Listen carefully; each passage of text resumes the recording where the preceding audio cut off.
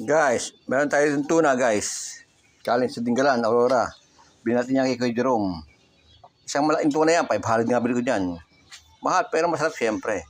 Ito guys yung kanyang mga ulo. Baluto naman to guys. Ito gagawin natin itong ulo sa abuntot. Gawin natin ginataan. Bili ang gita. No? Lugar sibuyas gata lang yan sa asiling berde. Dapat yan.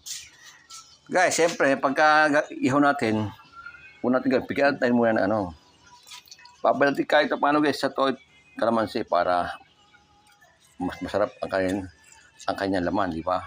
So yan, 6 na piraso, malaki. Lagyan ko na ng mga 7, siguro binigyan ko ng 7 kalamansi.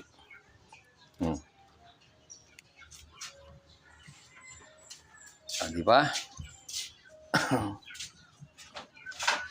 Okay na siguro asim yan guys. Papasok na sa loob ng laman yan, kanyang lasa. Siyempre, gamit tayo ng dato puti, toyo. Tama na yan guys.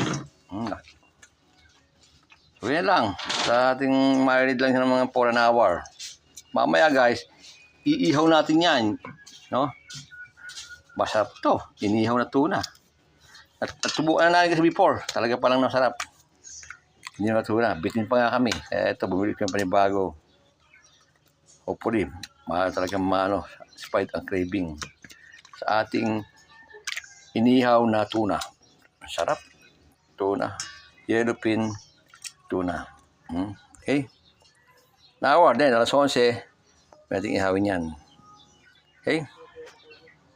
Thanks for watching. Inihaw na tuna at saka ginataang tuna head. Diba? Okay ang ulam yan. Tanghalian. Bye-bye.